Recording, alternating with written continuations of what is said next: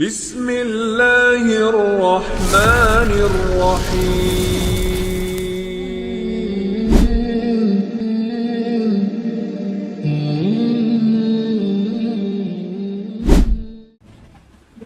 Suatu ketika Ali radhiyallahu an ketika menjadi khalifah di Kufah, ketika dia berkhutbah, tiba-tiba ada seseorang yang bernama Sa'sa'ah bin Suhan al-Abdi radhiyallahu an bertanya kepada Ali radhiyallahu an.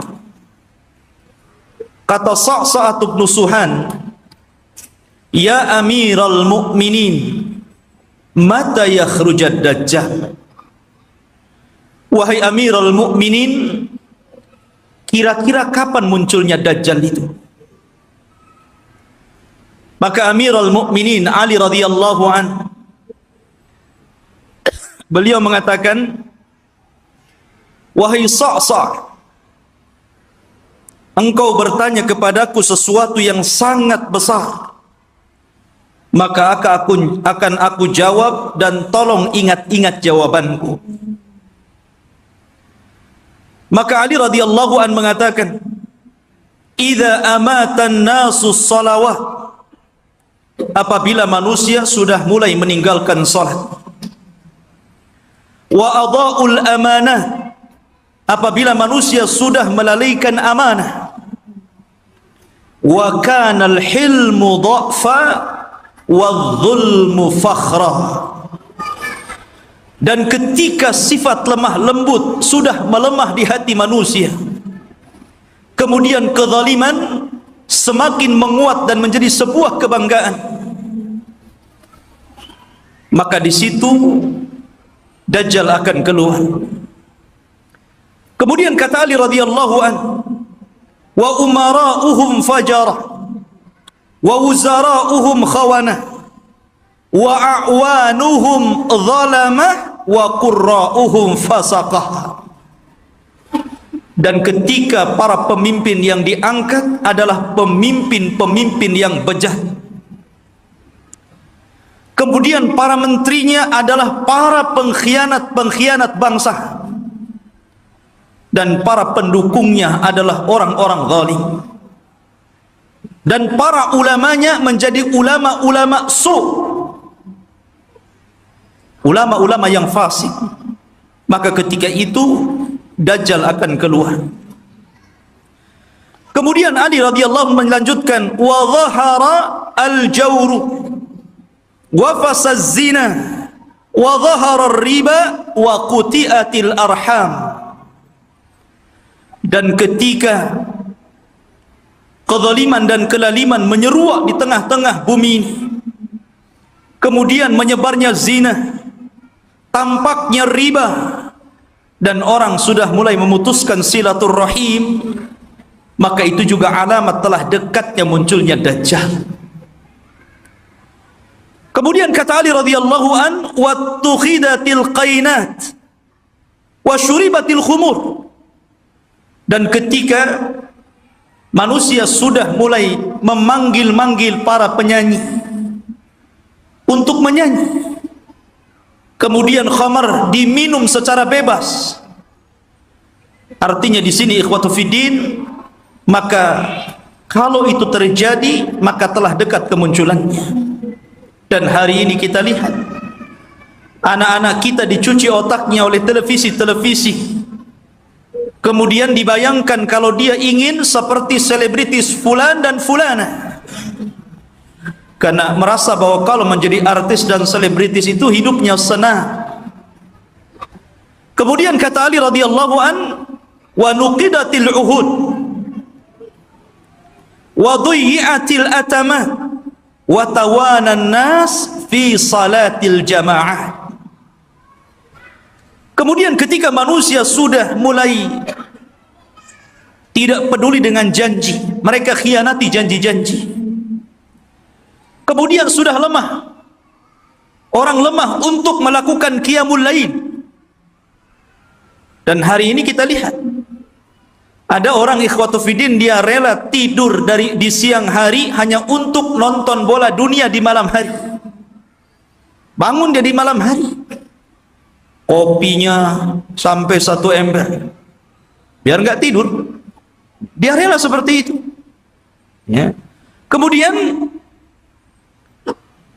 dan manusia sudah mulai lalai dan malas untuk solat di masjid, tentu bagi laki-laki.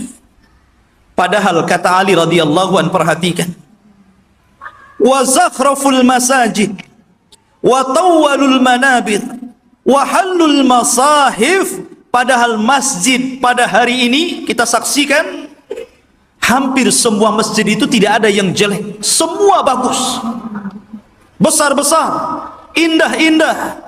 Tapi kemana orang-orang yang sholat di dalamnya?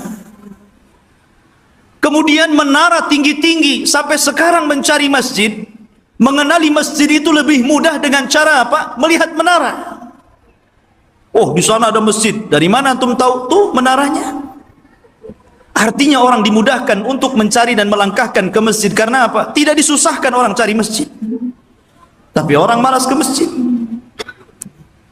Kemudian juga mereka mulai meninggalkan mushaf. Padahal cetakan Al-Quran itu hampir setiap tahun dicetak, disebarkan di mana-mana. Quran itu tidak sulit untuk mendapatkannya.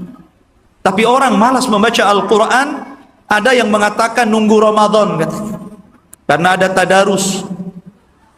Sampai Ramadan nggak juga baca Quran.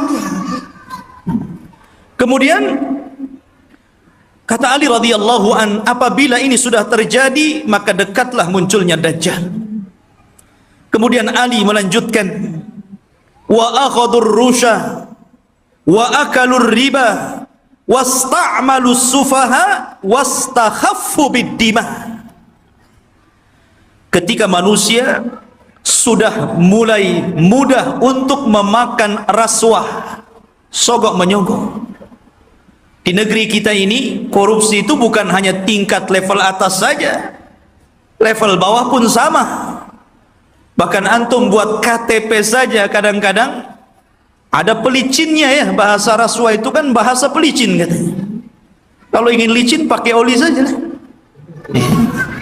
Jadi ikhwatu fiddin yang dimuliakan Allah Azza wa Jalla, dan ini sudah banyak di mana-mana. Hampir semua sektor pekerjaan itu mesti ada rasuah. Padahal Rasul mengatakan ar-rasi wal murtasi finnar. Orang yang memberikan sogokan, orang yang memakan sogokan sama-sama di neraka.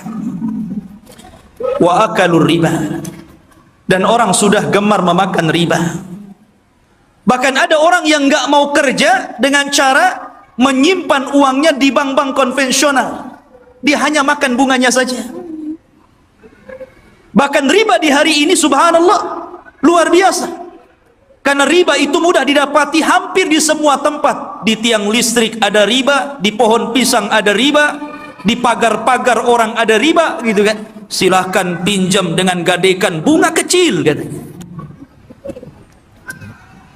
Jadi semua orang terlibat dengan riba. Kemudian ketika manusia sudah mulai menjadikan para pemimpin-pemimpin yang jahil, pemimpin-pemimpin yang bukan bidangnya, dia letakkan di situ. Harusnya ketika Anda mencari pemimpin atau pengurus untuk memimpin sesuatu, cari pemimpin-pemimpin yang layak dan bisa mengurus urusannya. Contoh saja umpamanya, yang paling mudah pesantren ataupun yayasan. Kadang orang-orang mencari pemimpin yang bukan orang-orang ahli agama. Macam mana orang yang bukan ahli agama memimpin pesantren yang notabene di situ diajarkan Al-Quran dan Sunnah? Jadi apa itu pesantren jadinya? Ini okelah pesantren-pesantren. Lah yang lebih dari itu seperti kepala desa, lurah, camat, bupati, sampai kepada presiden. Ketika manusia sudah melalaikan itu, dan mereka juga menganggap remeh persoalan darah. Kalau orang sudah menganggap remeh persoalan darah, ikhwan, maka itu alamat telah dekat keluar Dajjal. Anda bisa saksikan hari ini di medsos, setiap hari kita mendengar ada orang yang membunuh dan ada orang yang dibunuh. Sampai sering saya katakan, orang yang membunuh bingung kenapa bisa membunuh, orang yang dibunuh lebih bingung lagi, kenapa Anda membunuh saya? Apa alasan saya Anda bunuh? Makanya bayi-bayi yang dibuang itu kemudian meninggal dalam kardus, meninggal di solokan, meninggal di tong-tong sampah, meninggal di parit-parit, itu di hadapan Allah akan datang ke hadapan Allah dan mengatakan, wal mau'udatu su'ilat bi ayyi dzambin qutilat. Atas dosa apa kau bunuh aku? Aku ini salah apa? Aku masih kecil, aku tidak mendolimi siapapun, aku masih fitrah, kenapa aku dibunuh? Kemudian kata Ali radhiyallahu anhu, kalau sudah seperti ini, dekatlah munculnya Dajjal. Kemudian kata Ali radhiyallahu anhu, wa ba'ud dina bid dunya. Dan ketika manusia sudah mulai menjual agama dengan murahnya urusan dunia. Ada seorang wanita nikah dengan bule, nikah dengan orang-orang yang di luar daripada agama Islam. Dia rela pindah agama, yang penting rekening saya gendut, kendaraan saya mewah, rumah megah, kos-kosan banyak, dan begitu seterusnya. Kemudian kata Ali radhiyallahu anhu, wattajaratil mar'atu ala zawjiha hirsan ala dunya. Diperhatikan ibu-ibu. Dan ketika kaum wanita mudah untuk meminta cerai kepada suaminya hanya urusan dunia. Saya sering ke pengadilan agama dan saya lihat tingkat perceraian itu luar biasa di Batam. Dan banyak para wanita yang menggugat cerai suaminya hanya gara-gara faktor dunia. Bukan tidak boleh menggugat cerai, kalau ada alasannya silahkan. Tapi kalau urusan dunia, kemudian itu menjadikan seorang istri kurang ajar kepada suami dan meminta cerai begitu saja, apalagi karena ada orang ketiga yang lebih hebat, lebih wah, lebih banyak hartanya, ini sudah lain urusannya. Kemudian kata Ali radhiyallahu an, wa raqibatin nisa 'alal mayasir. Nabi SAW radhiyallahu an meramalkan seperti ini. Tentu beliau mendapatkan informasi dari Nabi. Dan apabila wanita sudah mulai membawa kendaraan sendiri, di zaman Rasul kendaraan pakai kuda, pakai unta, jarang perempuan naik unta kan, paling dibonceng. Makanya di sini Ali tidak mengatakan dan para wanita menaiki al-ibil, unta, tetapi mengatakan al-mayasir, ditujukan kepada kendaraan-kendaraan modern, mobil, motor. Ya, kalau mungkin jaraknya bukan jarak safar, hanya keliling-keliling di Batam, ke pasar. Ini terkadang jarak safar, jarak tempuh yang disunahkan untuk mengqashar dan menjamak sholat pun kita dapati ada perempuan berani loh bawa mobil sendiri tuh. Sudah tidak ada mahram, nekat lagi. Maka ini juga alamat dekatnya munculnya Dajjal. Kemudian kata Ali radhiyallahu watashabbahna nisa birrijal watashabbahar rijalu bin nisa. Ketika mulai perempuan meniru gaya laki-laki, dan ketika laki-laki sudah memakai atribut-atribut perempuan, maka ini pun telah dekat munculnya Dajjal. Kita saksikan hari ini. Kalau laki-laki cari levis ke pasar, habis tuh diborong perempuan. Kalau laki-laki cari celana jeans gitu kan, habis, nggak ada, diborong sama mbak-mbak katanya. Akhirnya laki-laki terpaksa beli rok, beli pakaian-pakaian perempuan. Artinya seperti ini kan. Anda bisa bayangkan tuh, pakaian laki-laki tapi pakai jilbab gitu kan, ketat, pakai lepis, pakai kaos, tapi jilbaban pula dia ya. Yang laki-lakinya parah lagi, anting-anting itu untuk perempuan dia letakkan tutup botol aqua di sini di kupingnya. Antum tahu? Anak itu lihat ada orang pakai anting-anting laki-laki itu, botol aqua di sini. Ya Allah, ini kan atribut perempuan, kenapa pula dipakai laki-laki? Bahkan yang lebih parah, apa yang disebut dengan LGBT itu sudah mulai melembaga loh di negeri kita ini. Mulai melembaga. Bahkan tahun kebelakang itu saya pernah mendengar informasi sampai mereka membuat fikih LGBT. Anda bisa saksikan tuh, fikih LGBT, bagaimana cara wudunya LGBT, bagaimana cara sholatnya LGBT, bagaimana cara puasa LGBT, dan minta pula kemudian diresmikan supaya majelis ulama itu memberikan mukaddimah. Ini kan sudah gila ini. Mereka nggak tahu bagaimana hukuman kaum Lut. Tidak ada hukuman yang lebih parah yang Allah kirimkan kepada mereka. Hati-hati itu. Di Batam aja banyak itu. Antum kalau keluar ke jalan-jalan, hati-hati kalau ada yang manggil tuh, bang, LGBT. Ma'asyiral muslimin rahimani wa rahimakumullah. Kemudian wa kana as-salamu bainahum 'ala al-ma'rifah. Ketika antum mengucapkan salam kepada orang yang antum kenal saja, yang antum nggak kenal nggak antum ucapkan salam. Padahal jelas nih, yang pepasan dengan kita ini pakai songkok, pakai pakaian koko gitu kan, rapi. Kita yakin dia muslim, ya jalan biasa saja. Paling antum itu mengucapkan salam sama yang antum kenal saja. Kalau nampak ada janggutnya, celananya cingkrang, pakai gamis, assalamualaikum. Nah ini sudah tanda-tanda ini. Kemudian kata Ali radhiyallahu an, wa syahida syahidun min ghairi an yustashhad wa halafa min ghairi an yustakhlaf. Ketika manusia sudah mulai berani menjadi saksi padahal dia bukan saksi, bersumpah padahal dia tidak diminta sumpah, anda bisa mendapatkan di pengadilan-pengadilan ini.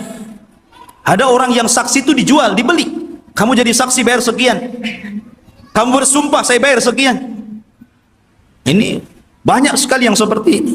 Saksi jualan.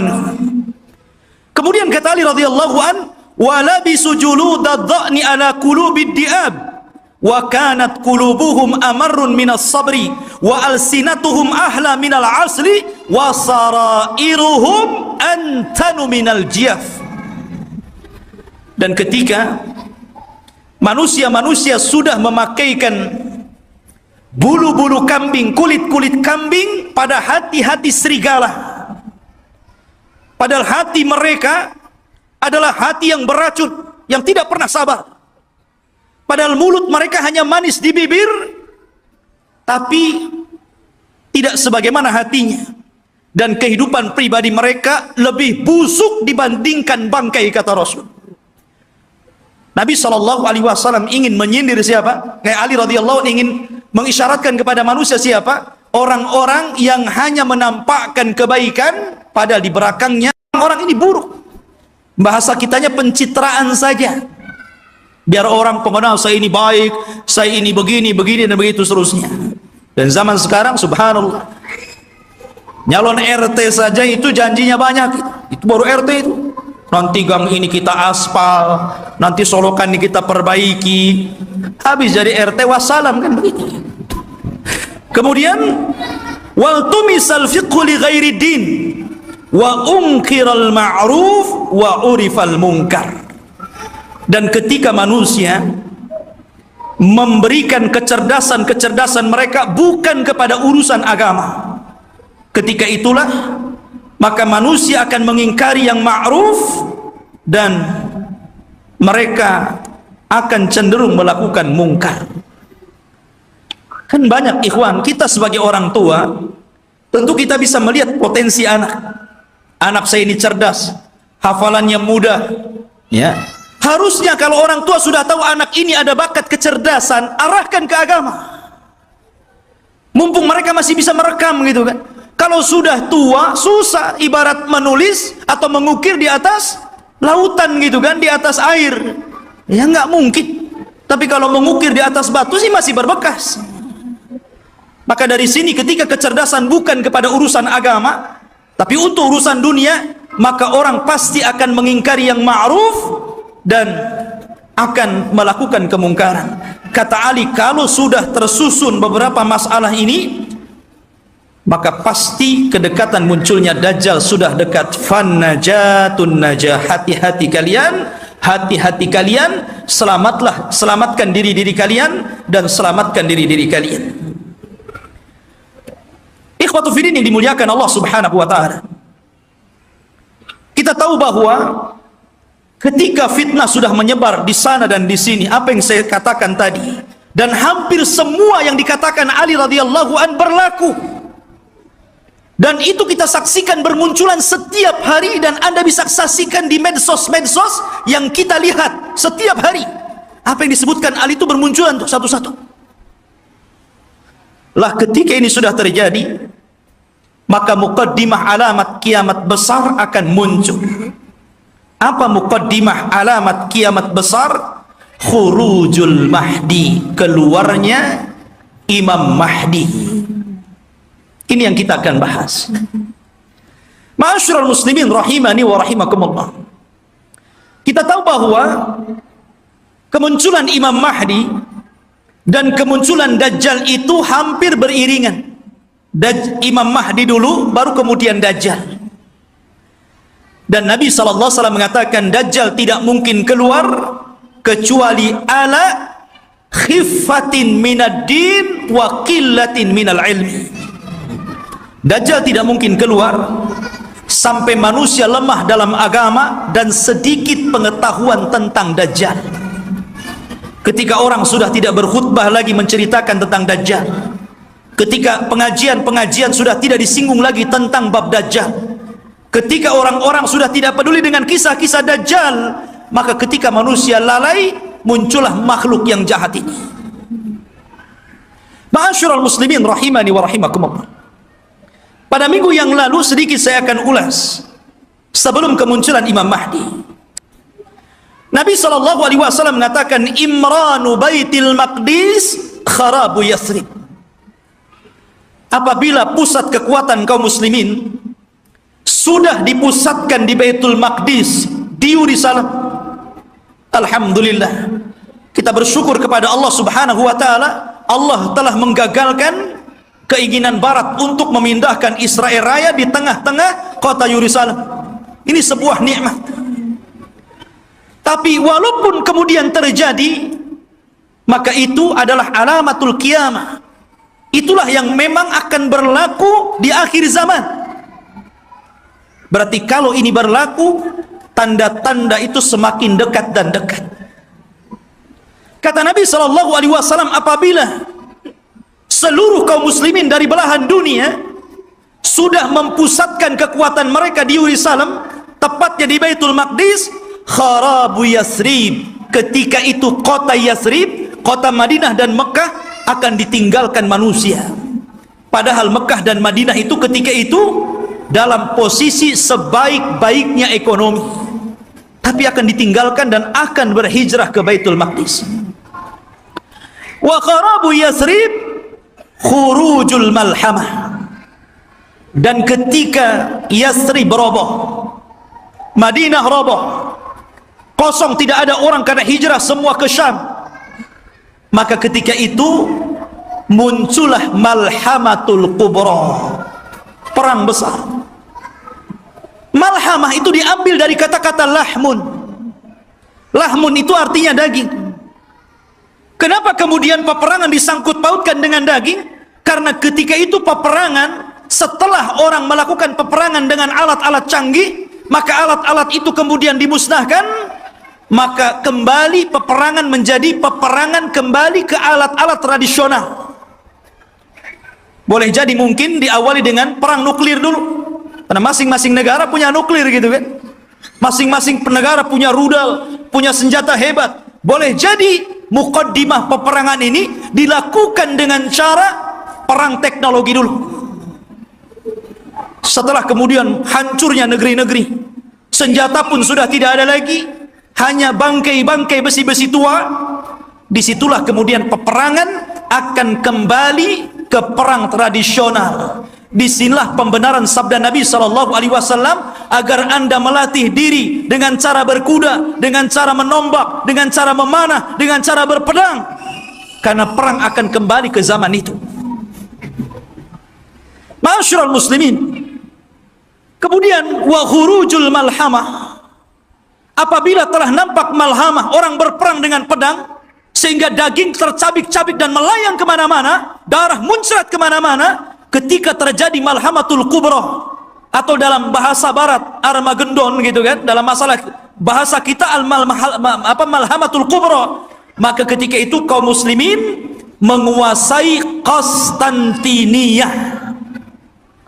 Apa Konstantiniyah? Konstantiniyah adalah Konstantinopel, akan dikuasai. Di mana Konstantinopel itu? Di Turki sana. Jadi kaum muslimin akan menguasai sampai ke sana. Wa fathul Konstantiniyah, dan ketika Konstantiniyah dikuasai kaum muslimin, bangsa Rom sampai ke Italia, sampai ke ibu kota Italia, kaum muslimin sampai ke sana, bergerak sampai ke arah Eropa sana. Maka disitulah kata Nabi SAW, wa fathul Konstantiniyah khurujud dajjal. Ketika kaum muslimin memenangkan perang besar, perang Konstantiniyah, maka ketika itu munculnya dajjal. Ma'asyiral muslimin rahimani wa rahimakumullah. Kita tahu bahwa pusat kekuatan kaum muslimin, saya katakan kelak akan berada di Palestina, tepatnya di Yerusalem, Baitul Maqdis. Semua kaum muslimin, tentara-tentaranya dari berbagai macam negara akan bergabung di situ. Maka disitulah ikhwatu fiddin, barat ini punya kepentingan. Mereka hendak menghancurkan bangsa-bangsa yang menurut mereka itu sangat kuat dan tidak bisa dikalahkan oleh sendiri. Maka akhirnya mereka melakukan perdamaian bersama kaum muslimin untuk sama-sama menyerang bangsa-bangsa yang menurut orang-orang Romawi itu sangat berbahaya bagi mereka dan juga kaum muslimin. Maka berdamailah ketika itu kaum muslimin dengan orang-orang barat, dan hari ini juga berdamai, ya kan? Kita tahu Liga Arab, mereka ada hubungan dengan barat, entah secara ekonomi, politik atau yang lainnya. Itu namanya perdamaian juga. Tapi di akhir zaman, yang namanya perdamaian itu tentu setelah adanya peperangan. Kalau tidak ada peperangan, mau damai apa? Perang dulu baru damai. Ya. Makanya Nabi SAW mengatakan, tastalihuna antum warum sulhan aminah. Kalian kaum muslimin di akhir zaman akan berdamai dengan orang-orang Nasrani, orang-orang Romawi. Dan ketika itu orang-orang Romawi aktsarun nas, orang yang paling banyak pasukannya. Mereka tuh banyak sekali. Cuman masalahnya, kalau memang orang-orang Nasrani itu mereka kuat, kenapa tidak langsung menyerang kaum muslimin? Karena kaum muslimin itu walaupun sedikit ditakuti oleh orang-orang kafir. Lihat di zaman Rasul, perang Badar, 300 melawan 1.300, menang. Lihat perang Mu'tah. Antum tahu perang Mu'tah? Perang Mu'tah itu perang di mana kaum muslimin berhasil memerangi orang-orang Romawi. Nabi menulis surat kepada Raja Romawi. Suratnya itu dirobek, utusannya dibunuh. Marah orang-orang Romawi ini, akhirnya menyiapkan pasukan bergerak untuk menyerang Nabi. Kata Nabi, kalau mereka menyerang kita di Madinah, maka akan banyak terbunuh, laki-laki, perempuan, anak-anak, kakek-kakek. Ini tidak adil. Kita siapkan pasukan, kemudian kita sambut mereka. Akhirnya Nabi SAW mempersiapkan pasukan. Kata Nabi, wahai Zaid, peganglah bendera. Kalau kau mati, ganti dengan Ja'far.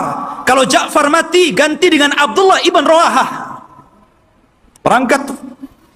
Dan di antara pasukan ada Khalid ibn Walid, tapi tidak dijadikan pemimpin karena baru masuk Islam. Berangkat mereka ke Mu'tah. Ya. Ketika melihat jumlah mereka berlipat-lipat banyaknya dengan kaum muslimin, wajar, manusia. Zaid mengatakan, apakah kita perlu pulang ke Madinah memberitahu Rasul? Atau bagaimana? Nggak imbang nih, pasukan Romawi banyak sekali, sementara pasukan kita sangat sedikit sekali. Tetapi karena mereka sudah kadung keluar membawa pasukan besar, sementara pasukan Romawi lebih besar daripada itu, akhirnya Allah takdirkan mereka pun melakukan peperangan. Subhanallah, di awal peperangan Zaid meninggal dunia. Kemudian bendera ditangkap oleh Ja'far. Ja'far meninggal dunia, terputus seluruh anggota badannya, termasuk dua tangannya terputus. Dia pegang bendera, diputus ininya, dipegang kirinya, diputus ininya, dipegang dadanya, dibelah akhirnya. Nabi berada di Madinah, tahu tuh karena wahyu. Kata Nabi, semoga kedua tangan Ja'far digantikan kedua sayap di sorga dan dia bisa terbang sesukanya. Ja'far meninggal dunia, dipegang Abdullah ibn Rawaha. Abdullah ibn Rawaha meninggal dunia, bingung kaum muslimin. Ini tidak ada lagi pemimpin pasukan. Maka mereka melirik kepada Khalid ibn Walid. Akhirnya dipegang dialah. Dia punya strategis perang yang luar biasa. Pasukan yang ribuan itu bisa dikalahkan oleh strategis Khalid ibn Walid. Sampai ada seorang Romawi bertanya kunci kemenangan kepada Khalid. Khalid, bagaimana engkau bisa memenangkan peperangan ini sementara jumlah kalian kecil dan jumlah kami besar? Kemudian Khalid memberikan kuncinya. Kata Khalid, nahnu qaumun nuhibbul maut kama tuhibbul haya. Kami kaum yang cinta kematian sebagaimana kalian cinta kehidupan. Berani mati, itulah kuncinya. Ya. Ma'asyiral muslimin rahimani wa rahimakumullah. Lah perang ini akan berlaku kelak di akhir zaman.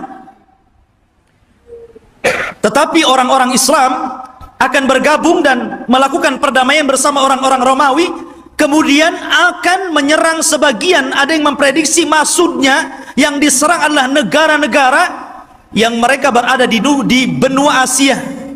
Ya, mungkin Cina, mungkin Korea, mungkin negara-negara kita tidak tahu, Allahu a'lam. Karena Rasul tidak menyebutkan negara mana yang diserang. Rasul hanya mengatakan wa tagzuna aduwan min waraihim. Kalian akan berperang dengan musuh dari belakang kalian. Tidak disebutkan siapa mereka. Tetapi perang ini adalah gabungan pasukan kaum muslimin dan Romawi menyerbu negara itu dan dimenangkan. Ketika dimenangkan ini akhirnya saling mengklaim. Kata orang Nasrani, ini kemenangan kami. Kata orang Muslim, tidak, ini kemenangan kami. Sehingga muncullah satu orang Romawi, satu orang Salibi mengatakan ghalabas salib, ghalabas salib, ghalabas salib. Sungguh kami salib yang menang. Kami salib yang menang, kami salib yang menang. Datanglah seorang muslim mengatakan balillah ghalab, bahkan Allah yang memenangkan perang ini. Akhirnya saling berdebat, terjadilah perkelahian, maka sang salib orang Nasrani dibunuh kaum muslimin. Dari sinilah orang-orang Romawi berkhianat. Berkhianat. Padahal mereka tertulis melakukan perjanjian itu 10 tahun. Ada yang mengatakan di tahun ketiga, ada yang mengatakan di tahun kelima, mereka berkhianat. Atas pengkhianatan inilah, maka kemudian mereka hendak menyerang kaum muslimin, menyiapkan pasukan besar. Dan kaum muslimin butuh pemimpin untuk melawan Romawi. Dari sinilah apa yang kita bahas malam ini, khurujul Mahdi. Muncul Imam Mahdi untuk melawan orang-orang Romawi. Ma'asyiral muslimin rahimani wa rahimakumullah. Kalau kita cerita Al-Mahdi al-Muntadhar, Imam Mahdi yang kita tunggu-tunggu kemunculannya, Nabi SAW menyebutkan sifat-sifatnya. Kenapa Nabi SAW menyebutkan sifat-sifatnya? Agar supaya tidak ada orang yang mengaku sebagai Imam Mahdi. Kan disebutkan sifat-sifatnya. Anda tidak bisa tahu-tahu saya Imam Mahdi. Kayak di Indonesia ini ada satu orang, satu waktu dia ngaku Imam Mahdi, satu waktu ngaku Nabi, satu waktu ngaku Nabi Isa. Oh, hebat. Dan itu hanya ada di Indonesia. Ya. Siapa dia? Lia Aiden. Antum pernah kenal kasusnya Lia Aiden? Sampai di penjara. Rupanya anaknya juga ngaku Nabi. Lihat ma'asyiral muslimin. Dan itu hanya ada di Indonesia. Ya. Belum lagi di Jawa Barat. Ada orang namanya Cecep. Orang Jawa Barat kan Cecep tuh namanya. Ajat, Cecep. Ya. Ngaku Nabi juga, Nabi Cecep namanya. Nabi Cecep, subhanallah. Kemudian belakangan ada namanya Ahmad Musaddiq. Sampai gempar. Banyak di negeri kita ini ngaku Nabi. Kalau di Batam saya belum dengar. Di Batam ini ada yang ngaku orang bisa melihat Allah aja itu. Tapi bayar 500 katanya.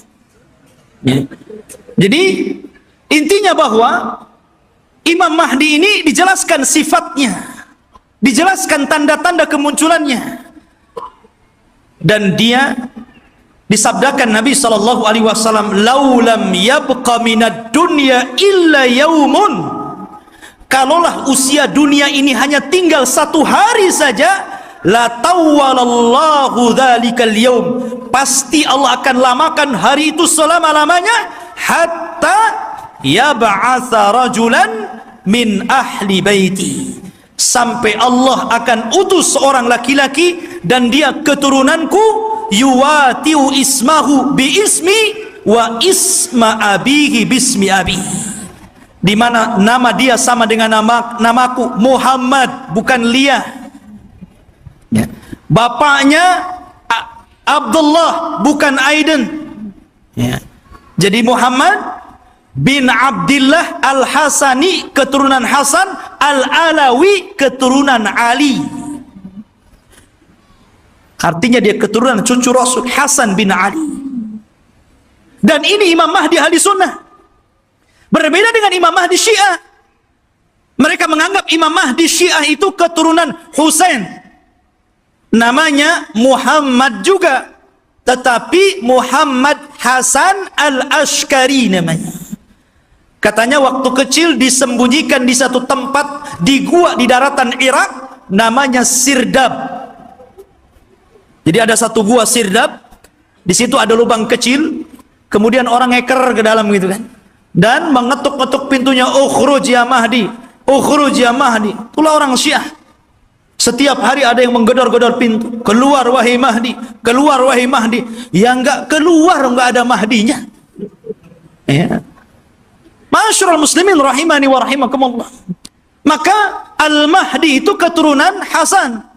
Maka yang disebutkan oleh banyak para ulama, salah satunya Syekhul Islam Ibn Taimiyah, kemudian juga muridnya Al-Imam Ibnul Qayyim rahimahullahu taala, ketika menjelaskan tentang kenapa Imam Mahdi keturunan Hasan, karena Allah memuliakan Hasan ketika dia menyerahkan kekuasaan kepada Muawiyah untuk menjaga darah kaum muslimin, maka keturunannya Allah muliakan akan menjadi imam yang belum sempat dicicipi oleh nenek moyangnya Hasan bin Ali.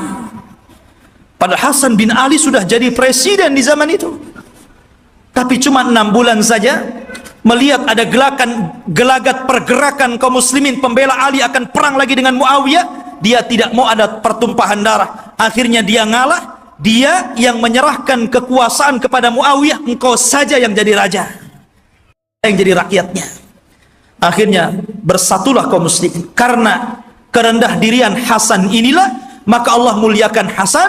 Maka dari keturunan Hasan inilah lahir di akhir zaman Al-Mahdi Muhammad ibn Abdillah Al-Hasani Al-Alawi rahimahullahu ta'ala. Kok rahimahullah ta'ala belum muncul, afwan ya. Hafizahullah ta'ala. Baik, khotufidin yang dimuliakan Allah subhanahu wa ta'ala, beliau dilaqabi Al-Mahdi. Al-Mahdi artinya orang yang diberikan petunjuk. Dan dia Allah perbaiki dalam satu malam. Dia tidak tahu kalau dia akan jadi pemimpin. Dia seorang thalabul ilmi, ahli ibadah. Dia tidak tahu kalau dia akan diangkat. Tiba-tiba ketika dia dari Madinah ke Mekah untuk haji gitu kan, orang-orang memandang bahwa dia itu ada kelainan. Orang ini luar biasa, punya wibawa, taat beribadah, sehingga orang-orang Allah lembutkan hatinya, diarahkan agar memilih orang ini dan dibaiatnya. Pada awalnya dia menolak. Dia menolak. Siapa saya? Saya bukan siapa-siapa. Kenapa Anda memilih saya untuk menjadi pemimpin kalian? Tapi kemudian dia pun istikharah di malam hari itulah Allah perbaiki dia dalam satu malam. Allah berikan ilmu, kecerdasan, kepemimpinan, subhanallah, sehingga dalam satu malam kun fayakun. Idza arada syai'an an yaqula lahu kun fayakun. Kalau Allah menghendaki sesuatu, tinggal katakan kun fayakun, jadi dia. Ya. Kemudian pembaiatan kepada Imam Mahdi inilah tersebar, sampai akhirnya datang tentara dari Syam untuk membunuh Imam Mahdi yang ada di Mekah. Berangkat mereka pasukan itu. Ya. Tapi ketika mereka sampai di Baida antara Mekah dan Madinah, Allah kirimkan gempa yang sangat besar sehingga mewafatkan dan menghancurkan mereka. Kata Nabi SAW, sebelum datang tanda-tanda kiamat akan muncul, maka akan terjadi 3 gempa. Gempa dari arah timur, gempa dari arah barat, dan gempa di Jazirah Arab. Inilah gempa di masa Imam Mahdi, menghancurkan semua pasukan yang akan menyakiti Imam Mahdi, sampai orang yang jalan pun ikut mati, orang yang mau dagang ikut mati. Sehingga Aisyah bertanya kepada Rasul, wahai Rasul, bagaimana orang yang ikut mati yang tidak bersalah dan hendak membunuh Imam Mahdi itu? Kata Nabi SAW, yub'atsu yaumal qiyamah ala niyatihim. Mereka akan dibangkitkan pada hari kiamat sesuai dengan niat mereka. Intinya ikhwatu fiddin, Imam Mahdi ini kemudian dibaiat di depan makam Ibrahim, di depan Ka'bah. Kemudian berangkat dari Mekah ke Madinah dan diikuti oleh pasukan yang sangat besar. Kemudian mereka hijrah ke Syam, bergabung dengan pasukan yang sudah siap tempur melawan orang-orang Romawi. Akhirnya ketika sampai di Syam, mereka membaiat Imam Mahdi, dan disitulah mulai peperangan besar. Perang besar Malhamatul Kubra. Ma'asyiral muslimin rahimani wa rahimakumullah. Dan kita tahu bahwa Imam Mahdi ini berkuasa atau diberikan kekuasaan oleh Allah Subhanahu wa taala tidak lama. Antara 7 sampai 8 tahun saja, ada yang mengatakan sampai 9 tahun. Dan dalam kekuasaan kaum muslimin, Imam Mahdi itu betul-betul membawa perdamaian, keadilan, kesuburan. Bahkan saking adilnya Imam Mahdi, Allah turunkan berkahnya dari langit, karena dia telah berhukum dengan hukum Allah. Kata Allah, walau anna ahlal qura amanu wattaqau lafatahna alaihim barakatim minas sama wal ard. Kalaulah sebuah penduduk, sebuah negeri beriman, bertakwa, maka Allah Subhanahu wa taala akan kirimkan berkah langit dan berkah bumi. Ini terjadi di kekuasaan Imam Mahdi. Kaum muslimin, harta dibagi rata, sehingga tidak ada miskin, tidak ada kaya, semua sama. Imam Mahdi berhukum dengan hukum Allah, dan dia menggunakan khilafah dengan khilafah minhaj nubuwah. Ma'asyiral muslimin rahimani wa rahimakumullah. Lah ketika Imam Mahdi memimpin pasukan ini, kemudian Imam Mahdi berhasil menyerang orang-orang Romawi sampai ke jantung kotanya. Kemana? Ke Itali. Romawi di mana? Di Itali. Jadi bergerak dengan pasukannya sampai menyerbu orang-orang Romawi itu sampai ke jantung kotanya, ke Itali sana. Ketika menang dalam peperangan, para sahabat sudah merasa kaya dengan harta rampasan perang. Karena kalau perang itu ikhwan, kalau musuh kalah kan semua jadi milik kaum muslimin. Tanah milik kaum muslimin, rumah milik kaum muslimin, kendaraan milik kaum muslimin, kaya. Ya. Makanya tidak ada bisnis yang lebih menguntungkan kecuali perang. Kalau menang dapat segalanya. Kalau kalah ya matilah tuh. Artinya di sini ikhwatu fiddin yang dimuliakan Allah Azza wa Jalla, maka ketika sudah sampai dimenangkan itu, mereka berada di Eropa, itu berada di Itali, dan dimenangkan kaum muslimin, maka mereka sedang beristirahat di bawah pohon zaitun sambil menggantungkan pedang-pedang mereka, menunjukkan perang hari itu bukan dengan rudal, bukan dengan nuklir, tapi kembali ke pedang, kembali ke panah, kembali ke tombak, kembali ke kuda, kembali ke unta, persis di zaman Rasul. Disitulah syaitan datang, kemudian berteriak bahwa Dajjal telah muncul di Syam dan membawa pasukan dan akan masuk ke rumah-rumah mereka. mendengar itu, maka Imam Mahdi mengutus 10 orang yang berkuda. Kata Nabi SAW, aku kenal siapa nama-namanya, aku kenal bagaimana kudanya, dan mereka adalah sebaik-baik penunggang kuda pada hari itu.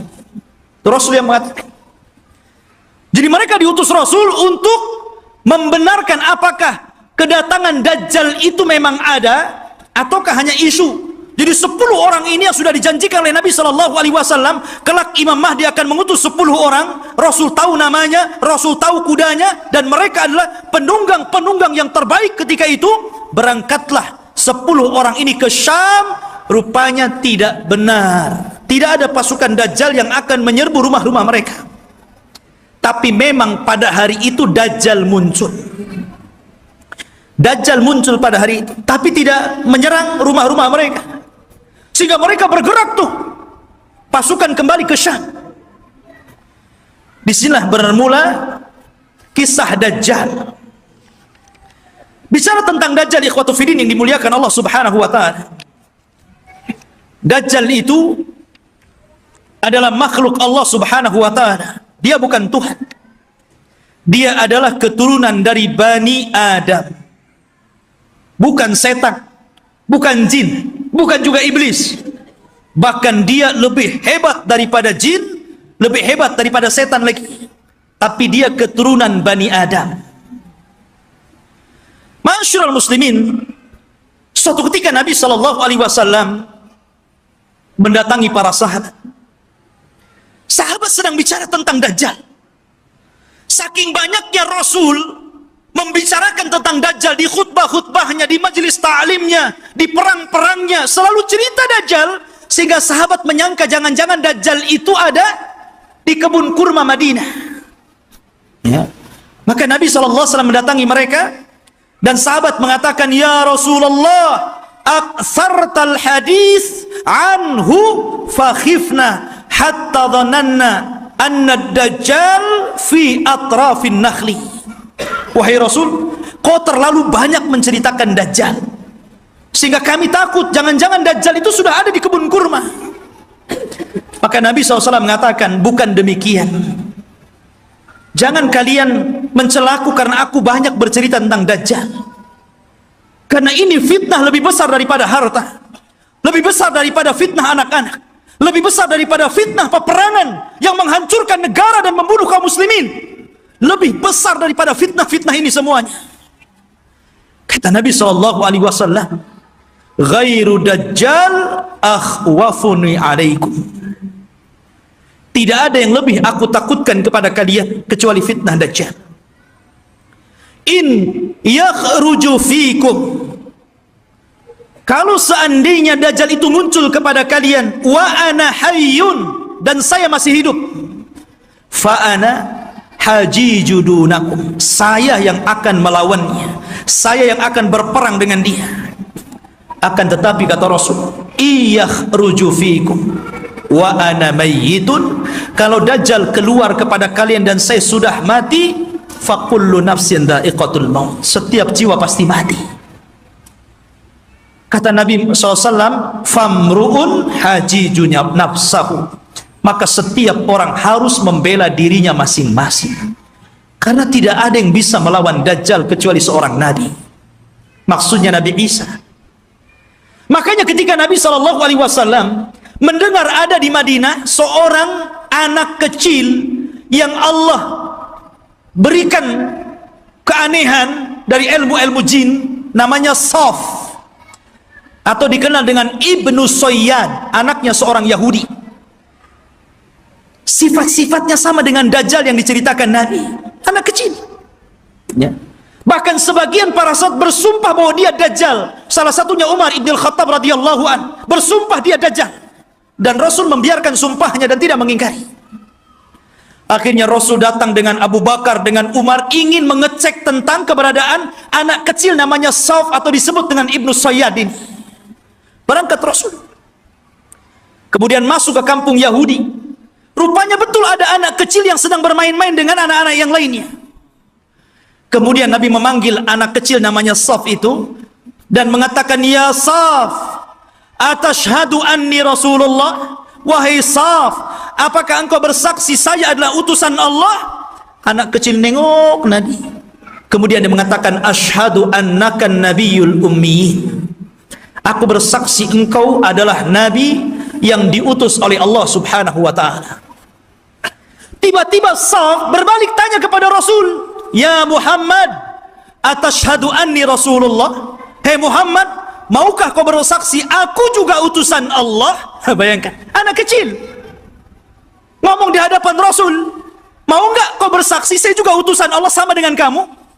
Kata Rasul, amantu billahi walir rasul. Aku beriman kepada Allah dan kepada Rasulnya saja. Maka Nabi SAW makin yakin, karena Dajjal itu kemunculannya akan mengaku Nabi dan berakhir mengaku Tuhan. Ya.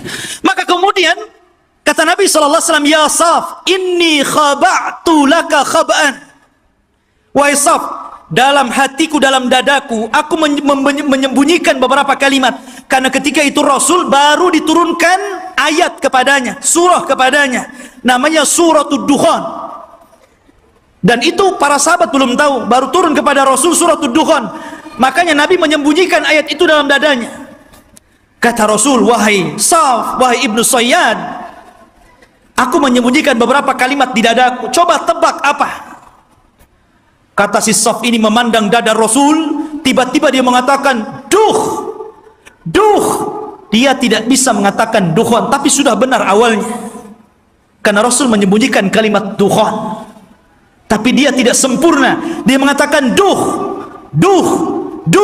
Maka Rasul langsung mengatakan, ikhsha falan ta'du wa qadrak. Jelek engkau, celaka engkau tidak mungkin bisa meneruskan kalimat-kalimat yang ada di dadaku. Tapi dari Rasul makin bingung, jangan-jangan ini betul-betul Dajjal nih. Ya, dia tahu isi hati saya gitu. Anak kecil si Saf ini. Ya. Akhirnya Rasul pulang. Kemudian pada waktu yang lain dia ajak lagi Umar dan Abu Bakar ingin mengecek lagi keberadaan si Saf ini.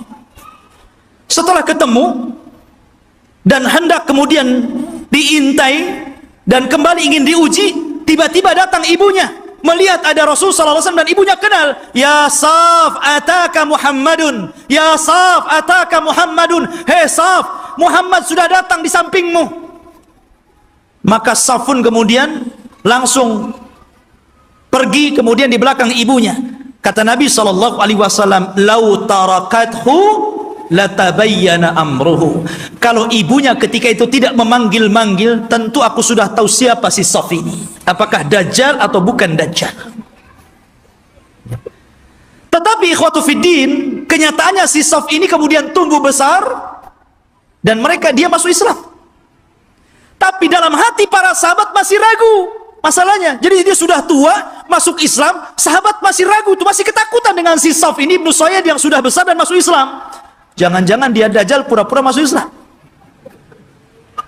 Jadi suatu ketika Abu Sa'id Al-Khudri radhiyallahu an, ketika Saf ini hendak berangkat haji dan para sahabat banyak yang sudah berangkat duluan, rupanya Abu Sa'id Al-Khudri ketinggalan dan Saf atau Ibnu Sayyad yang sudah tua, sudah dewasa gitu kan. Ketika itu Abu Sa'id Al-Khudri karena kecapean kemudian berada di bawah pohon untuk istirahat. Tiba-tiba si Saf ini baru datang mau haji juga gitu kan. Dan Abu Sa'id Al-Khudri sangat ketakutan dengan Saf ini karena Rasul pernah mengatakan dan sebagian para sahabat bersumpah dia Dajjal, itu masalahnya. Tiba-tiba ikut pula di samping Abu Sa'id, ikut duduk di situ. Gemetar Abu Sa'id ini. Ya. Tapi Saf mengatakan, ya Abu Sa'id, aku tahu engkau takut kepada aku. Tapi coba pikirkan wahai Abu Sa'id, bukankah Dajjal itu tidak punya anak? Aku punya anak. Bukankah Dajjal tidak mungkin masuk Islam? Aku masuk Islam. Bukankah Dajjal itu tidak mungkin datang ke Mekah dan tidak juga menginjak Madinah? Aku bisa ke Mekah, aku bisa ke Madinah. Kenapa kau ragu? Aku ini sedih, kenapa orang-orang menuduhku Dajjal? Ya, dari situ Abu Sa'id Al-Khudri agak tenang itu. Tetapi Abu Sa'id Al-Khudri menjadi ketakutan di endingnya. Ketika Ibnu Sayyad atau Saf mengatakan, tetapi ya Aba Sa'id, aku tahu di mana letaknya Dajjal. Ketika dia ngomong begini, langsung diambil barang-barangnya, kabur dia. Ya. Dia tahu di mana letaknya Dajjal. Ya, awalnya dia sudah merendah tuh. Tahu-tahu endingnya yang nggak enak gitu kan. Tapi ya Aba Sa'id, ana azri aina maudhi'ad Dajjal. Saya tahu di mana Dajjal berada, katanya. Masya Allah. Makanya suatu ketika Abdullah bin Umar radhiyallahu an pernah membuat marah, dipukulnya Ibnu Sayyad sampai marah. Karena marah Ibnu Sayyad, Ibnu Umar ketakutan, akhirnya lari ke rumah Hafsah.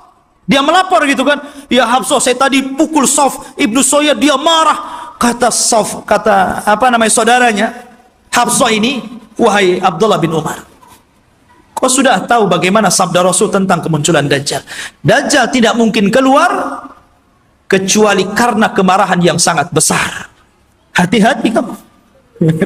Ya. Dari situ ikhwatu fillah yang dimuliakan Allah Azza wa Jalla, sehingga para ulama ini mengatakan Saf ini Dajjal atau bukan. Tetapi pendapat yang kuat, boleh juga dia Dajjal, tapi Dajjal min Dajjajin. Dajjal yang lainnya. Karena Rasul mengatakan di akhir zaman akan muncul dajjaluna kadzabuna salasuna kulluhum yad'una annahum nabi. Akan muncul zamannya di mana dajjal para pendusta 30 orang akan mengaku dia nabi. Maka mungkin boleh jadi salah satunya adalah Ibnu Sayyad. Karena Ibnu Sayyad tidak dikisahkan meninggalnya, tiba-tiba dia hilang begitu saja. Ya. Masyarul muslimin, ataupun mungkin dia jasus, mata-matanya Dajjal, kita tidak tahu. Tapi yang jelas Dajjal itu sudah ada. Di zaman Nabi SAW sampai ada kisah yang luar biasa dari seorang sahabat namanya Tamim ibnu Aus Ad-Dari. Tamim ibnu Aus Ad-Dari ini masuk Islam belakangan, 2 tahun sebelum wafatnya Rasul. Di tahun ke-9 Hijriah dia baru masuk Islam. Dan dia seorang pelaut. Jadi suatu ketika Tamim Ad-Dari ini banyak berjasa juga dalam Islam, walaupun dia tidak lama berjumpa dengan Rasul, tapi dia orang yang menerangi masjidnya Rasul dengan pengalamannya, dan dia pula yang membuat mimbar Rasul. Ini Tamim ibnu Aus Ad-Dari. Ya. Jadi suatu ketika sebelum dia masuk Islam, dia berlayar ke lautan. Tidak tahu di laut mana, karena kemunculan Dajjal itu tidak jelas. Cuman Rasul mengatakan dari arah timur kota Madinah. Ketika Rasul, apakah di laut Syam? Tidak. Apakah di laut Yaman? Tidak. Lalu di mana? Dari timur Madinah. Dari timur Madinah, yang mungkin mengarah ke Irak, ke Iran begitu kan. Karena Dajjal juga akan muncul di situ. Jadi Tamim ibnu Aus Ad-Dari ini berlayar. Tiba-tiba diombang-ambingkan dengan 30 awaknya. Kemudian terdampar di satu tempat, semuanya hutan belantara. Ada yang mengatakan di laut Yaman. Jadi ketika dia merasa, ini saya sudah mati atau belum? Rupanya belum mati. Maka dengan pasukannya masuk ke dalam hutan. Di tengah hutan dia mendapatkan satu binatang, subhanallah, nggak tahu belakang, nggak tahu depan, karena buluan semuanya, berbulu dari atas ke bawah. Dan itu makhluk yang pertama kali dijumpai oleh Tamim Ad-Dari. Gimana nggak takut? Nggak pernah melihat makhluk seperti itu. Maka dengan ketakutannya dia mengatakan, siapa kamu? Ya. Kata Tamim Ad-Dari, kaget loh, ini binatang tak bisa ngomong. Dia mengatakan, kami dari Arab. Terus balik nanya, siapa kamu? Ana jassasah. Jassasah itu artinya jasus, mata-mata. Maksudnya mata-matanya. Ya. Maka kemudian siapa jassasah? Jassasah tidak mengatakan. Jassasah hanya mengatakan, engkau sudah ditunggu orang. Dia sudah lama bertahun-tahun mencari kabar, ternyata orang yang ditunggu sudah datang. Datanglah kau ke salah satu gubuk atau rumah besar yang ada di tengah hutan. Kau temui dia. Dia sudah lama menunggu kalian. Berangkatlah Tamim dan 30 awaknya ke tempat yang diisyaratkan makhluk tadi. Rupanya ada. Masuk ke dalam rumah, ada orang yang diborgol tangannya, diborgol kakinya, diborgol lehernya. Tiba-tiba mengatakan kepada orang ini, dari mana kalian? Maka Tamim dengan ketakutan mengatakan, nahnu minal Arab, kami dari Arab. Ha, kalian dari Arab? Taib, saya akan bertanya kepada kalian, bagaimana kondisi kebun kurma Baisan.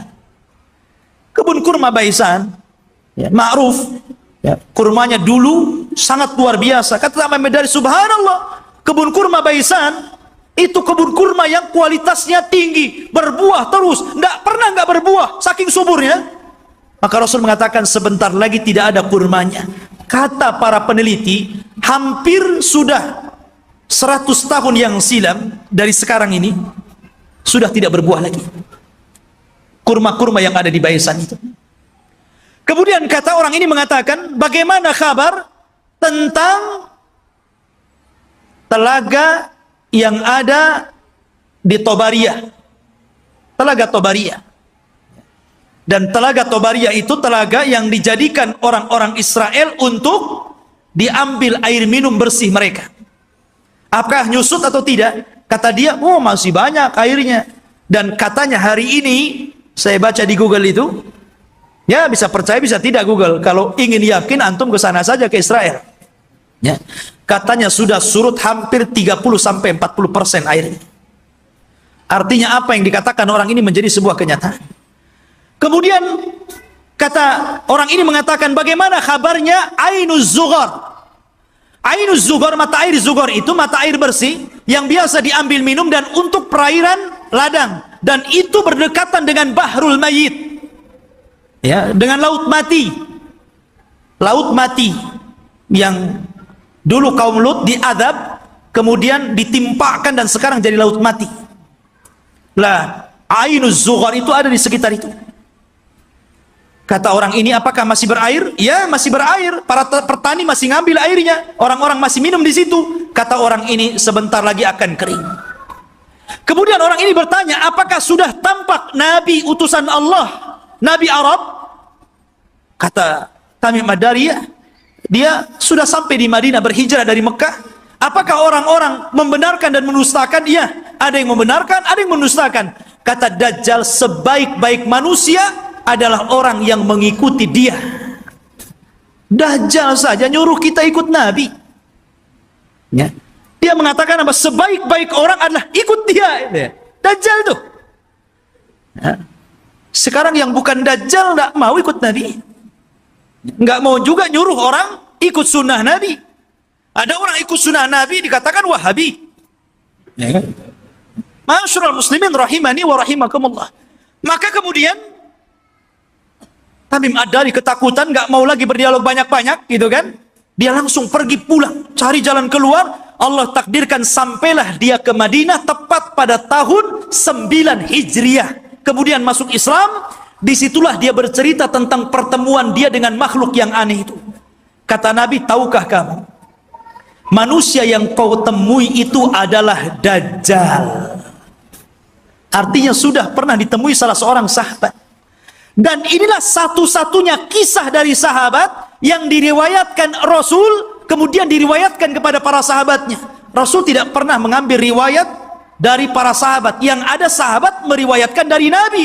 Ini tidak, Nabi meriwayatkan dari sahabat, kemudian diriwayatkan ke sahabat yang lainnya. Satu-satunya sahabat yang diambil riwayatnya adalah Tamim Ad-Dari.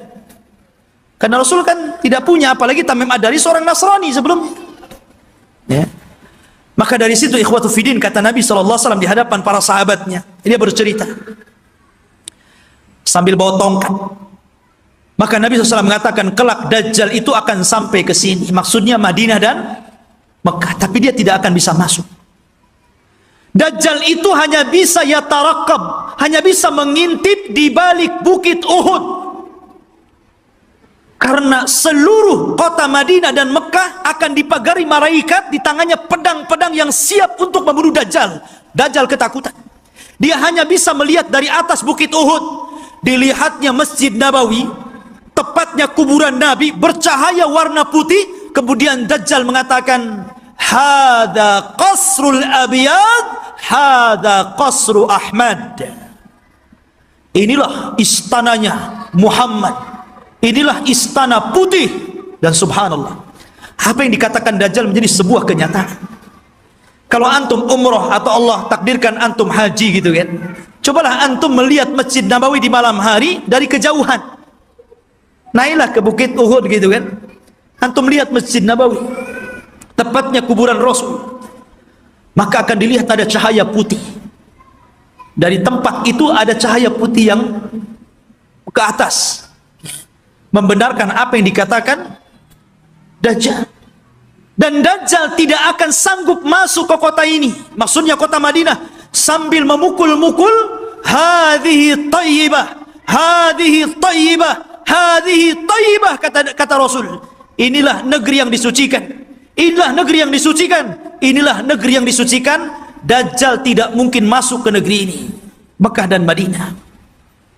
Makanya di zaman itu salah satu tempat yang aman dari Dajjal, berangkatlah antum ke Mekah dan Madinah. Cuman sayang nggak ada pesawat. Antum kira-kira naik apa tuh dari Batam ke sana? Ya, nggak ada lagi pesawat terbang. Ya, mungkin belum sampai dah mati antum di jalan. Jadi ikhwatufiddin yang dimuliakan Allah Azza wa Jalla, kata Nabi sallallahu alaihi wasallam ketika bicara Dajjal, beliau mengatakan, sesungguhnya ayyuhan nas, innaha lam takun fitnatun ala wajhil ardi mundu dhara Allahu dzurriyyata Adam a'zam min fitnatid Dajjal. Wa inna Allah lam yab'ats nabiyyan illa hadzara ummatahu Dajjal wa ana akhirul anbiya wa antum akhirul umam.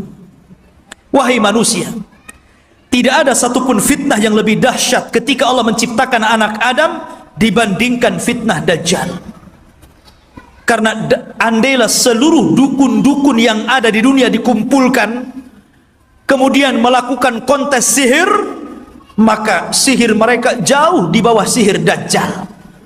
Nggak ada dukun, walaupun satu dunia melawan Dajjal, nggak akan bisa dilawan. Sihirnya luar biasa. Ya, itu dukun tuh memang luar biasa sihirnya. Diberikan oleh Allah Azza wa Jalla kekuatan sehingga orang mudah untuk percaya bahwa dia Tuhan kita, itu masalahnya. Kalau tukang sihir itu kan ma'ruf di zaman Nabi Musa, justru ketika Nabi Musa menampakkan mukjizatnya, semua tukang sihir beriman kepada Musa, walaupun belakangan dibunuh semua oleh Firaun. Tapi mereka orang yang dimasukkan ke dalam sorga padahal tidak pernah sujud kepada Allah sedikit pun, karena beriman kepada Musa. Ya. Lah kata Nabi SAW, sejak zaman Adam dilahirkan dan anak cucunya sampai hari ini, tidak ada fitnah yang lebih besar daripada fitnah Dajjal. Dan tidak ada satupun Nabi yang Allah utus kecuali memperingatkan umatnya tentang kemunculan Dajjal. Nabi Syuaib memperingatkan umatnya tentang kemunculan Dajjal. Nabi Saleh, Nabi Yakub, nabi-nabi yang lainnya, Nabi Ibrahim, Nabi Sulaiman, Nabi Daud, dan seluruh para nabi, mereka mengingatkan tentang kemunculan Dajjal. Kalau seluruh para nabi dan rasul mengingatkan akan kemunculan Dajjal, termasuk juga Nabi kita Muhammad SAW, maka cukuplah ini bukti bahwa fitnah Dajjal itu sangat dahsyat, karena seluruh para nabi memperingatkannya. Ini antum harus paham. Ya. Ma'asyiral muslimin, sedikit kita mengenal ciri-ciri Dajjal. Dajjal itu keriting rambutnya. Bukan berarti yang keriting dia Dajjal. Jadi dia memiliki rambut keriting yang dipintal. Makanya Dajjal itu kusut sekali mukanya. Ya kan? Jadi antum tahu orang-orang yang keriting, habis dikeriting dipintal lagi. Ya. Tetapi dia tidak hitam kulitnya. Biasanya kan yang kriwel, yang dipintal-pintal itu kan kebanggaan orang-orang yang berkulit hitam kan. Dajjal tidak, kulitnya putih. Ada yang mengatakan kemerah-merahan. Jadi memang dia putih, tapi kusut. Ya. Kemudian dia buta sebelah mata kanannya, dan ada daging tumbuh di matanya, menonjol seperti anggur keluar. Jadi ada daging tumbuh. Kemudian di dahinya tertulis kafir. Bisa dibaca oleh seorang mukmin, baik yang pandai baca ataupun yang buta huruf. Semua bisa baca. Ya. Artinya bahwa semua orang bisa baca dia kafir, tapi semua orang ikut Dajjal, itu masalahnya. Kan fitnahnya luar biasa. Sudah tahu di jidatnya ada kafir, masih ikut juga dia kan begitu. Itulah fitnahnya. Karena dia bisa dibaca oleh siapapun. Yang pandai baca sama yang buta huruf bisa baca. Kemudian juga lehernya lebar, pendek besar, dan kakinya bengkok.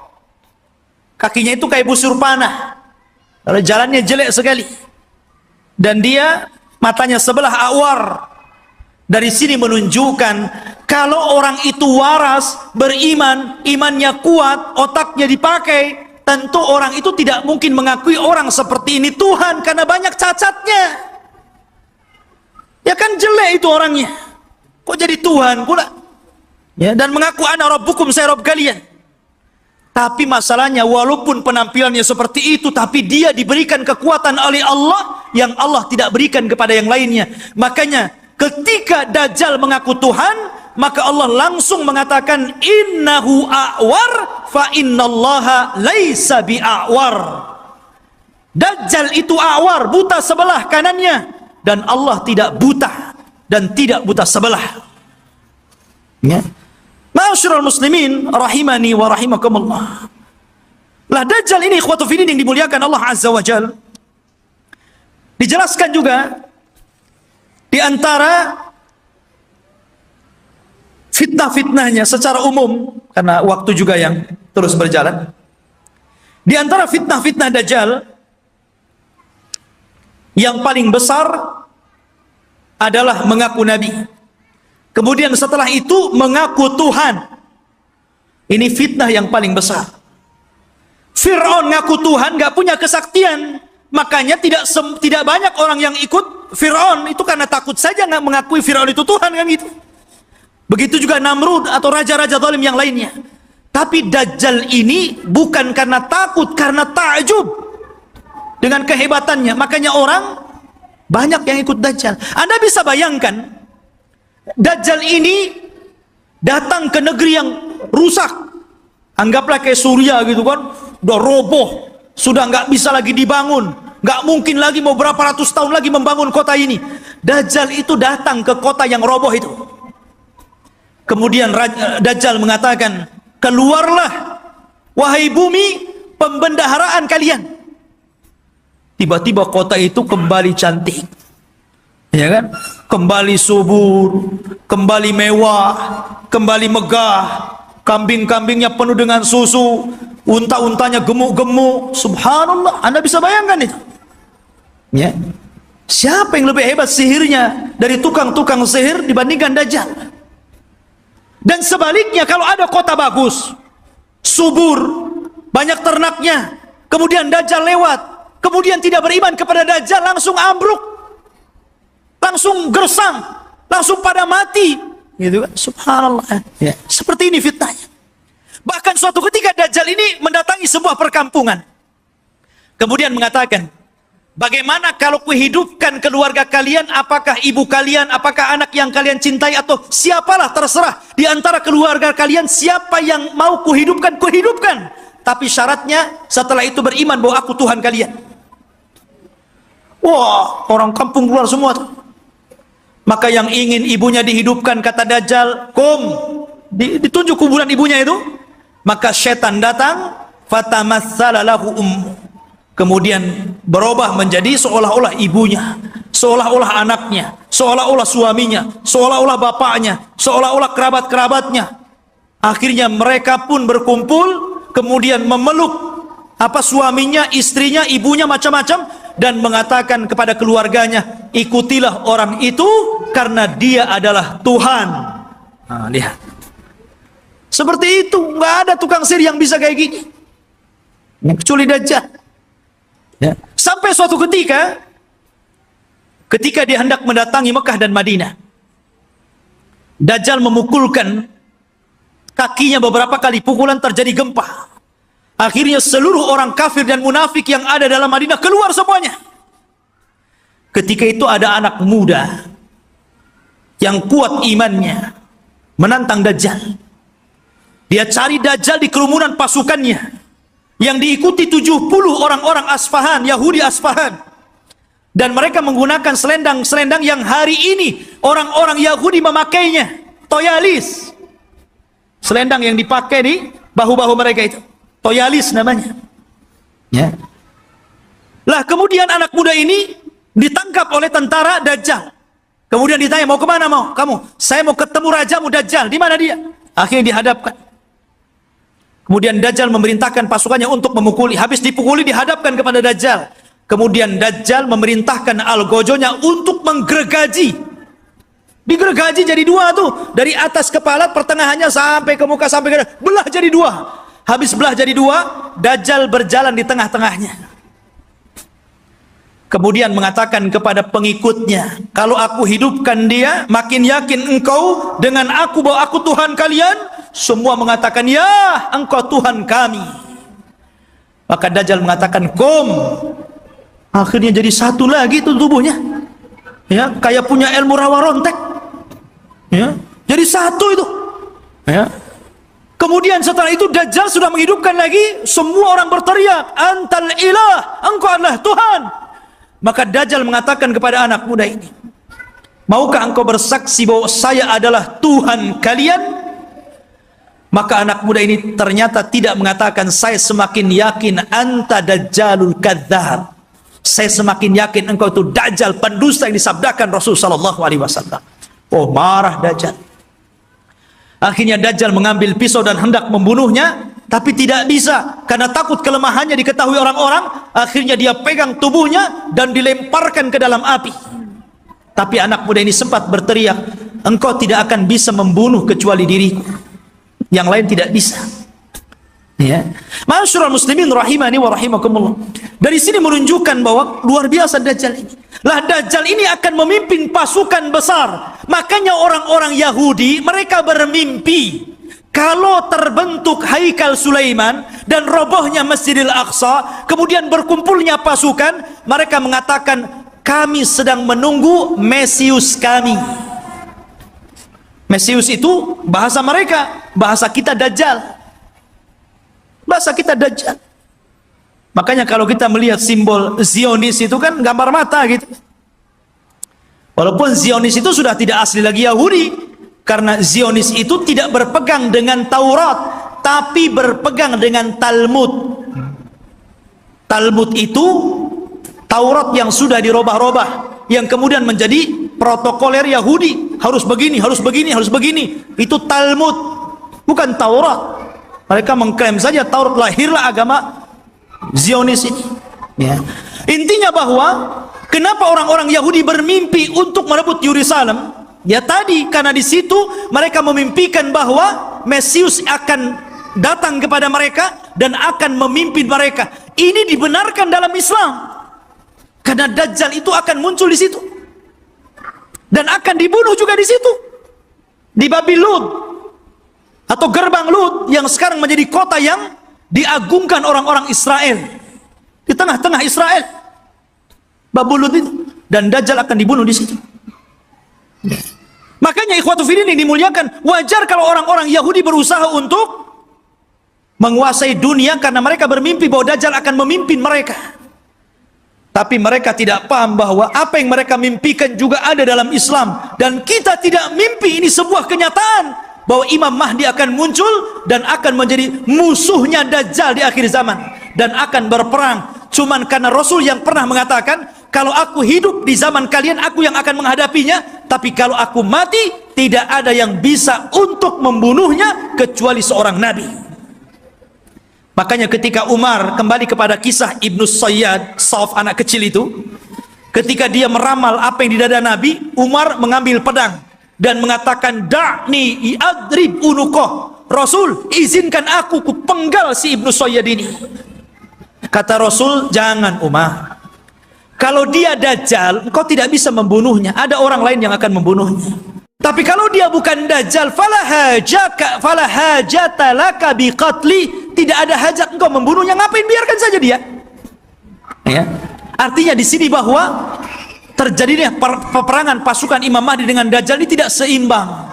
Karena Dajjal ini pasukannya banyak. Bukan pasukan Yahudi Aspahan yang 70.000 saja, tapi akan diikuti oleh tentara-tentara yang sifat-sifatnya persis seperti tentara Mongol. Belum lagi para wanita, belum lagi pasukan-pasukan yang lainnya. Sehingga Imam Mahdi terdesak sampai akhirnya sembunyi di Bukit Saina, di Bukit Tur, berhari-hari, berbulan-bulan sampai habis bekalnya. Ketika pasukan sudah putus asa dan mengatakan, wahai imam, kalau kami terus di sini kami mati kelaparan. Berarti mati kita mati konyol. Ya, bagaimana kalau kita besok bergerak, kita lawan saja, apa yang terjadi terjadilah. Kan begitu. Akhirnya kemudian Imam Mahdi sepakat dengan pasukannya, setelah sholat subuh mereka siap bergerak, apapun yang akan terjadi tetap perang bersama Dajjal. Rupanya Allah takdirkan, disitulah langit digelapkan. Setelah langit digelapkan, tiba-tiba ada cahaya, rupanya dari dua malaikat yang mengapit seseorang yang nafasnya bisa membunuh sejarak sekian dan sekian kalau dihirup orang kafir. Dialah Nabi Isa bin Maryam. Turun, kemudian turun sampai berada di tengah-tengah pasukan Al-Mahdi Al-Muntadhar. Ketika itu sudah azan dan siap sholat. Maka melihat bahwa yang turun adalah Isa Al-Masih, maka Imam Mahdi menyuruh agar dia menjadi imam sholat, tapi menolak. Setiap kaum ada amirnya, maka engkau amir kaum itu, maka kaulah yang sholat. Maka Imam Mahdi menyolati, kemudian Nabi Isa sholat di belakangnya. Ini menunjukkan kalau andai kata Isa dan Musa hidup di zaman sekarang, Anda mengikuti Nabi Musa dan Isa, Anda akan sesat.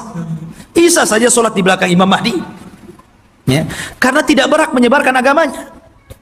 Maka setelah sholat itulah, subhanallah, Isa mengusap wajah-wajah pasukan Imam Mahdi dan menyebutkan tingkat derajat mereka di sorga. Wallahi, tidak ada manusia yang lebih bahagia dibandingkan orang yang diusap wajahnya oleh Isa, karena disebutkan derajatnya di sorga. Subhanallah. Ya. Dan itulah pasukan yang tersisa. Karena pasukan ini kan ada yang gugur, ada yang melarikan diri. Yang sepertiga pasukan melarikan diri, kata Rasul, yang melarikan diri Allah tidak akan memberikan tobatnya kepada mereka. Yang sepertiga yang gugur, maka kata Rasul, mereka adalah sebaik-baik syuhada. Dan yang sepertiganya yang ikut Imam Mahdi inilah yang terus berperang sampai akhirnya melawan Dajjal.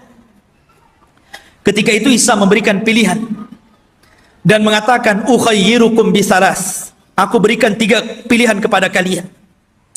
Pilihan yang pertama, kalian tidak usah berperang, di sini saja bersembunyi. Aku akan berdoa kepada Allah, Allah kirimkan gempa sehingga menenggelamkan seluruh pasukan Dajjal Dajjal-Dajjalnya. Atau yang kedua, aku akan berdoa kepada Allah agar Allah kirimkan pasukan, tapi bukan kalian. Pasukan inilah yang kelak akan membunuh Dajjal, dan kalian tidak perlu capek, sembunyi saja di sini. Atau yang ketiga, besok kita berangkat, saya pimpin kalian, kita lawan Dajjal, dan aku akan berdoa kepada Allah, semoga tangan-tangan Yahudi dan seluruh pengikut Dajjal tidak sanggup mengangkat pedangnya sehingga engkau tinggal mudah menebas lehernya. Yang ketiga yang enak nampaknya, ya. Akhirnya mereka memilih yang ketiga itu, ya. Diambilnya yang ketiga.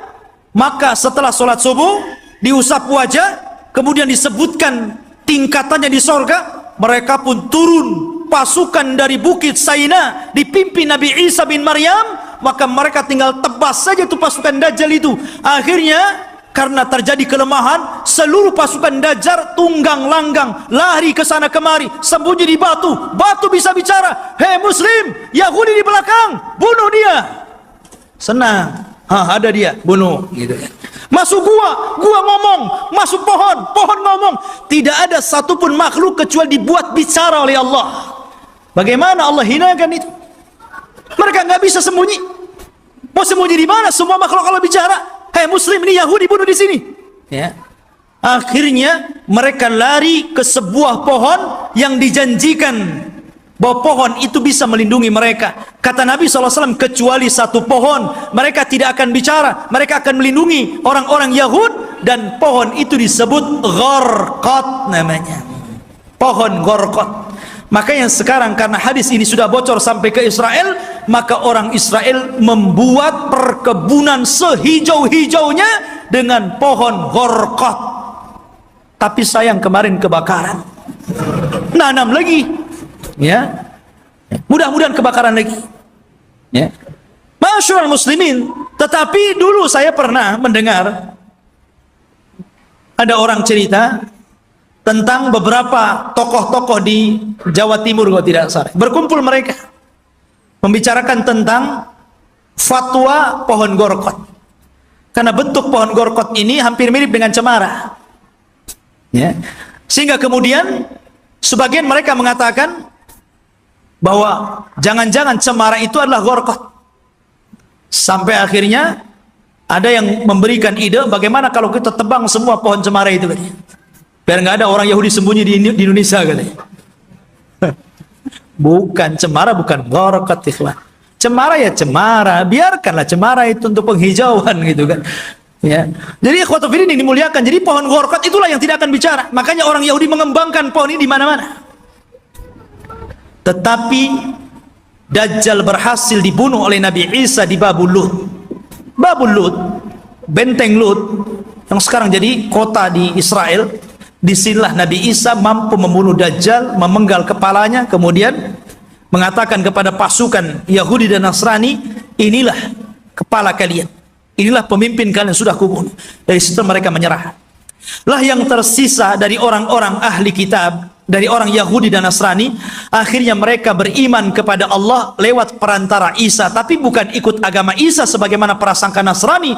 Mereka ikut agama Muhammad lewat perantara Isa, dan itu diisyaratkan dalam Al-Quran, wa im min ahlil kitab illa la yu'minan nabihi qabla mautihi. Dan sebagian ahli kitab kelak akan beriman kepada Allah dan agama Muhammad sebelum wafatnya Isa bin Maryam, karena Isa akan berkuasa selama 40 tahun. Rupanya fitnah tidak berhenti. Ya, nanti kita ceritakan fitnah yang lebih besar, yang lebih hebat lagi. Fitnah yang kita kenal dengan Ya'juj dan Ma'juj. Kisahnya luar biasa.